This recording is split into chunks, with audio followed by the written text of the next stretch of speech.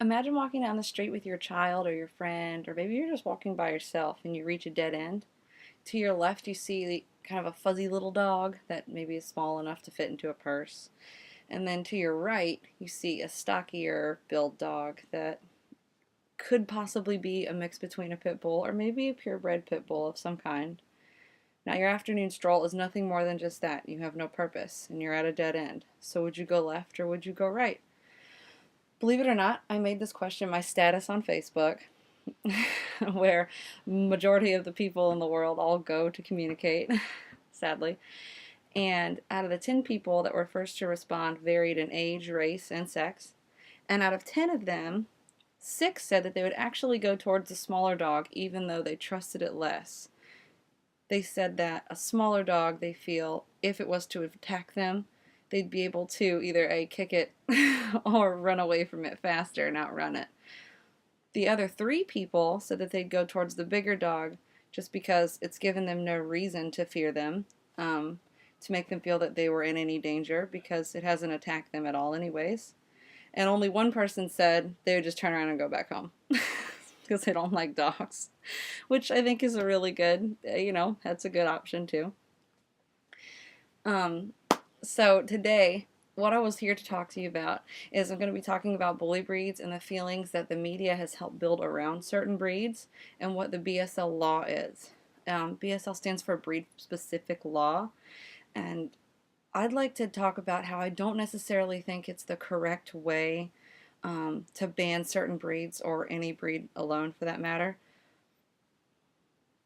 The BSL, it's actually been fought for years, for a lot of particular dog breeds in general, mostly bully breeds like pit bulls, Staffordshire bull terriers, bull terriers, things like that. Even Rottweilers, German shepherds, even your family pet that you love so much, the normal old school lab. Those have been listed as bully breeds as well because of attacks. But what it boils down to is any dog will attack anybody if it is not trained correctly. So to place a ban on a specific breed so that nobody can own one, so that nobody can have one as a pet, I feel is not really particularly very fair, because you can train them, you can love them and give them a good home and help them have the life that you not only desire and hope, but one that they deserve.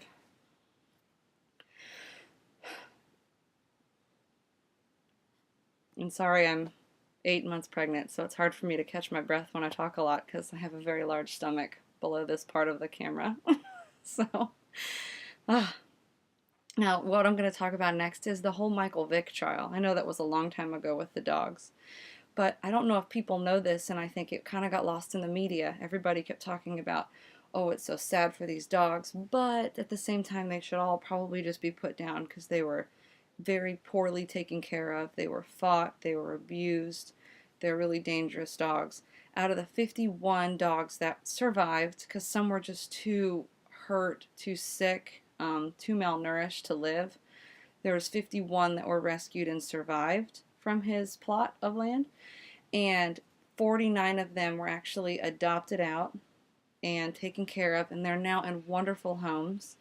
People took them into shelters and their own home shelters and actual like SPCA shelters. There's one called Dogtown that Animal Planet made a TV show about. And you can actually go and buy a really great book called The Lost Dogs. It's on Amazon for sale, and it explains about where all these dogs went, where the 49 went, and the homes they were sent to, and the families that they now have, and how the dogs are doing. And it's amazing to see the turnaround. So when you look at these BSL laws that come out and say all these breeds are terrible, no one is allowed to own them. In '97 it came out that you couldn't have any dogs in PG County. It's an area in Maryland where I used to live in Maryland, so I was familiar with PG County. When it came out, there was a huge uproar that you couldn't have pit bulls there anymore and you had to get rid of them and sell them or they would be taken away and put down. And I just don't think that that is fair when it's been proven that you can train them, you can love them, and teach them to be wonderful family dogs, whether it's a pit bull, a chow, a German shepherd, or even a lab, and you can have them take care of you and everyone in your family. So, there we go with my lack of air. And now I know that there's unsafe dogs out there and there's unsafe animals, and they're animals. It's just the way of life. It's the way that it is. You can't make all of them perfect, but you can certainly try. And I think that that is what is so important today, is that we give them a shot. We give them a try, and we don't just give up on them before it, just from the get-go. We don't just assume, well, look at its breed. It's not going to be anything more than a terrible animal, and it's just going to bite someone, so let's just get rid of it now before it's too late. And I just don't think that's fair. Our dog, Maybe, who was named after a character of our favorite TV show, Arrested Development, so hello fans of Arrested D. She's an awesome dog, and she's so fantastic with our son. We have a 3-year-old boy named Jonas. He lays on her. He tries to ride her like a horse. He grabs her feet, sticks his finger in her mouth, tries to play with her teeth. He holds onto her tail when she's running around the living room, and he chases her and holds onto it like this.